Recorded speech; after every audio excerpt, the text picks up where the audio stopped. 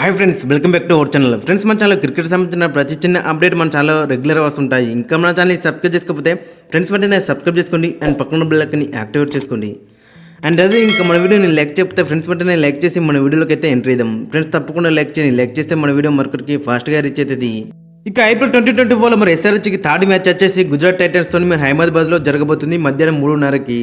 ఇక ఈ మ్యాచ్కి మన ఎస్ఆర్హెచ్ యొక్క తుది జట్టు అండ్ కాంబినేషన్ ఒకసారి మనం చూసుకుందాం. ఇక కొన్ని కీలకమైన చేంజెస్ అయితే ఖచ్చితంగా మనకి కనిపిస్తాయి.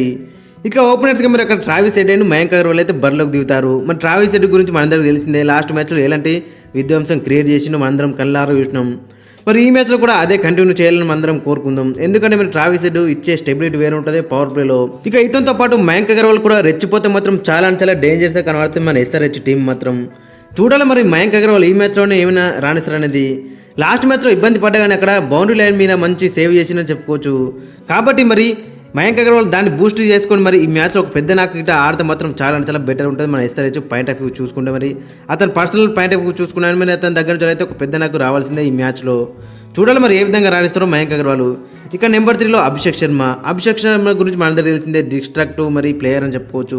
మరి ఎక్కడంటే అక్కడ బ్యాటింగ్ చేసే సత్తా ఉంది. మన ఎస్ఆర్హెచ్కి మంచి ప్లేయర్ దొరికిందని చెప్పుకోవచ్చు. మన ఇండియన్ ప్లేయరు 63 కొట్టిండు, 23 బాల్లో 273 స్ట్రైక్ రేట్తో అక్కడ 7 6లు 3 4లు లాస్ట్ మ్యాచ్ మరి మ్యాన్ ఆఫ్ ది మ్యాచ్ కూడా లభించింది తనకి. కాబట్టి మరి ఈ మ్యాచ్లో కూడా అదే కంటిన్యూ చేస్తే మాత్రం చాలా బెటర్ ఉంటుంది.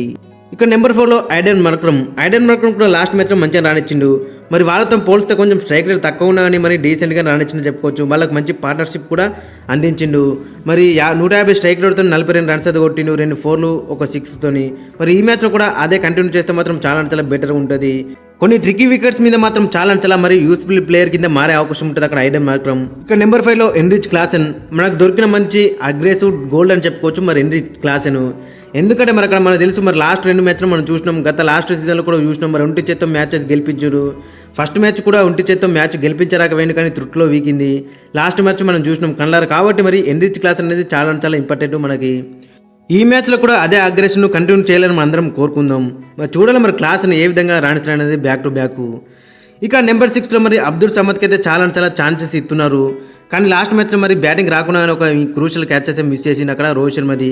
లక్కీస్ట్ మనకు పెద్ద నా కిందకైతే కన్వర్ట్ చేసుకోలేకపోయాడు రోహిత్ శర్మ. మరి ఈ మ్యాచ్లో మరి అక్కడ మరి నితీష్ కుమార్ కానీ, సన్వీర్ సింగ్ కానీ, మరి వాషింగ్టన్ సుందర్ కానీ వీళ్ళ ముగ్గురిట్లలో ఎవరికైనా ఒకరికి ఛాన్స్ అయితే మాత్రం బెటర్ ఉంటుంది. ముగ్గురు కూడా మరి బౌలింగ్లో మరి కాంట్రిబ్యూట్ చేస్తారు కాబట్టి మరి బ్యాటింగ్లో కూడా కాంట్రిబ్యూట్ చేస్తారు కాబట్టి మరి ఫస్ట్ ప్రియారిటీ అయితే మరి అక్కడ నితీష్ కుమార్ రెడ్డికి అయితే ఇచ్చే ఛాన్స్ అయితే ఎక్కువ ఉంది. ఇక నెంబర్ 7లో షాబాజ్ అహ్మద్ ఇచ్చే స్టెబిలిటీ వేరే ఉంటుంది అక్కడ టీంకి మాత్రం.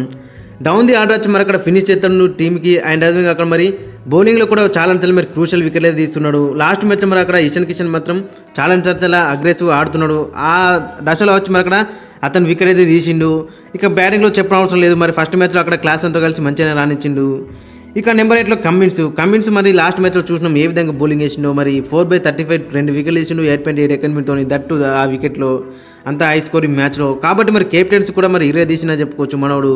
కాబట్టి ఈ మ్యాచ్లో కూడా మరి అదే మనం కంటిన్యూ కావాలని మనందరం కోరుకుందాం. మరి అతని ఫామ్ కూడా బెటర్ ఉంది. కాబట్టి మరి అదే కంటిన్యూ చేస్తే మాత్రం చాలా మనకి విజయాలు అయితే దక్కుతాయి.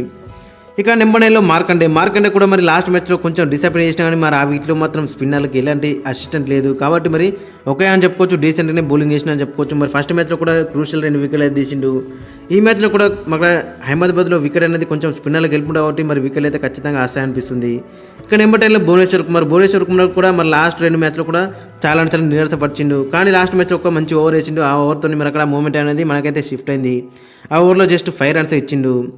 ఇక నెంబర్ 11లో జయదేవ్ ఉన్నత్కడ్ కూడా మంచి ఇంక్లూషన్ అని చెప్పుకోవచ్చు. లాస్ట్ మ్యాచ్లో 4/47 2 వికెట్లు క్రూషియల్ వికెట్లు అని చెప్పుకోవచ్చు. అవి ఎకనమీ కూడా కొంచెం మరి డీసెంట్గా ఉందని చెప్పుకోవచ్చు ఆ వికెట్లో. ఇక మనకి ఇంపాక్ట్ పెరిగింది మరి ఉమ్రాన్ మాలిక్ గారు నట్టు గిట్ట ఫిట్ ఉంటే నట్టు గిట్ట బరిలోకి దిగే అవకాశం ఉంటుంది. మరి నట్టు గిట్ట ఇంపాక్ట్ ప్లేయర్ కింద వస్తే మాత్రం చాలా బెటర్ ఉంటుంది ఒకవేళ ఫిట్ ఉంటే మాత్రం. ఇక ఓవరాల్ చూసుకున్న మరి 11 మాత్రం చాలా డెడ్లీగా స్ట్రాంగ్గా కనబడుతుంది. ఇక కొంతమంది అక్కడ ప్లేయర్స్ ఉన్నారు అక్కడ సన్వీర్ సింగ్, నితీష్ కుమార్ రెడ్డి అండ్ వాషింగ్టన్ సుందరు. వీళ్ళకి కూడా ఛాన్స్ ఇస్తే మాత్రం చాలా బెటర్ ఉంటుంది అబ్దుల్ సమద్ ప్లేస్లో. ఎందుకంటే మరి అబ్దుల్ సమద్ ఎన్ని ఛాన్సెస్ ఇచ్చినా ప్రూవ్ అయితే చేసుకోలేకపోతున్నాడు. అతనికి ఇచ్చే బదులు వీళ్ళు ముగ్గురిలో ఎవరికైనా ఒకరికి ఇస్తే మాత్రం చాలా బెటర్ ఉంటుంది. అటు బౌలింగ్తో పాటు బ్యాటింగ్లో కూడా కంట్రిబ్యూట్ చేస్తారు కాబట్టి కొన్ని ఓవర్లు కూడా వేస్తారు కాబట్టి. ఇక ఫైనల్గా ప్లేయింగ్ లెవెన్ ఒకసారి మనం చూసుకుంటే Mayank Agarwal Travis Head opening ఇస్తే నెంబర్ 3లో రాహుల్ త్రిపాఠి, 4లో అభిషేక్ శర్మ, 5లో ఎన్రిచ్ క్లాసెన్, 6లో నితీష్ కుమార్ రెడ్డి, 7లో మరి అక్కడ షాబాజ్ అహ్మద్, 8లో ప్యాట్ కమిన్స్, 9లో మయాంక్ మార్కండే, 10లో భువనేశ్వర్ కుమార్ అండ్ 11లో జయదేవ్ ఉన్నారు కాదు. అండ్ ఇంపాక్ట్ ప్లేయర్ కింద మరి అక్కడ నటరాడు, ఉమ్రాన్ మలిక్ అయితే వచ్చే అవకాశం ఉండదు. ఒకవేళ గిట్ట నటరాజు గిట్ట ఫుల్ ఫిట్ ఉంటే మాత్రం అతనికి ఛాన్స్ అయితే రావచ్చు. లేదంటే మరి ఉమ్రాన్ మలిక్ కూడా మరి ఈ వికెట్లో మాత్రం చాలా యూస్ఫుల్ అయితే అవుతాడు. ఎందుకంటే కొంచెం పెద్ద బౌండరీస్ ఉంటాయి కాబట్టి మరి అక్కడ అహ్మదాబాద్ వికెట్ కొంచెం బౌన్స్ ఉంటుంది కాబట్టి మరి ఫాస్ట్ బాల్లోకి గెలుపు ఉంటుంది కాబట్టి మరి ఈ వికెట్ మాత్రం ఉమ్రాన్ మలిక్ కూడా సూట్ అయ్యే అవకాశం ఉంది కాబట్టి మరి అతనికి కూడా ఛాన్స్ అయితే ఇవ్వచ్చు మరోసారి. లాస్ట్ మ్యాచ్లో ఒకటే ఓవర్ ఇచ్చినా కానీ మరి ఒక్క ఓవర్ 15 రన్లు ఇచ్చిండు. మరి ఆ తర్వాత కాన్ఫిడెన్స్ అయితే చూపలేడు అక్కడ కెప్టెన్. కాబట్టి మరి ఈ మ్యాచ్లో కొంచెం కాన్ఫిడెన్స్ ఇచ్చి మరి అక్కడ కొన్ని ఓవర్స్ ఎక్కువ అయితే మాత్రం చాలా బెటర్ ఉంటుంది. మరి Umran Malik point of view మనం చూసుకుంటే మరి చూడాలి మనకు టీం మేనేజ్మెంట్ ఎలాంటి నిర్ణయం తీసుకుంటుందో. ఇప్పటికైతే మరి టీం మాత్రం చాలా మరి సెట్ అయింది. ఆ ఒక 2 చిన్న మార్పులు అయితే చేసే అవకాశం ఉంటుంది. అబ్దుల్ సమద్ ప్లేస్లో మరి ఆ ముగ్గురు గిట్లలో ఎవరికైనా ఒకరికి ఛాన్స్ అయితే రావచ్చు. చూడాలి మరి ఎవరికి ఇస్తారనేది. ఇక మరోవైపు గుజరాత్ టైటన్స్ కూడా మరి 2 మ్యాచ్లు ఒక్కటైతే గెలిచిల్లు. మరి లాస్ట్ మ్యాచ్ వాళ్ళు ఓడిపోయి వస్తున్నారు. వాళ్ళు కూడా ఎట్లా అయినా మన హోమ్ గ్రౌండ్లో మరి గెలుదామని చూస్తారు. కాబట్టి మరి చూడాలి మాత్రం ఇది మాత్రం చాలా ఇంట్రెస్టింగ్గా ఉండబోతుంది. ఎందుకంటే మనలో 277 రన్లు కొట్టత్తులు. మరి అక్కడ వాళ్ళు ఏ విధంగా స్ట్రాటజీస్ ప్లే చేస్తారనేది మనకు ఇంట్రెస్టింగ్ కనబడుతుంది. వాళ్ళ దాంట్లో ఒక రషీద్ ఖాన్ మినేస్తే ఎవరు కూడా అంత మంచిగా రాణిస్తలేరు. చూడాలి మరి వాళ్ళతో ఏ విధంగా ముందుకు వెళ్తారనేది. ఫ్రెండ్స్ మరి మీ యొక్క ఒపీనియన్ కింద కామెంట్ సెక్షన్లో అయితే మెన్షన్ చేయండి. మీ యొక్క ప్లేయింగ్ 11 కూడా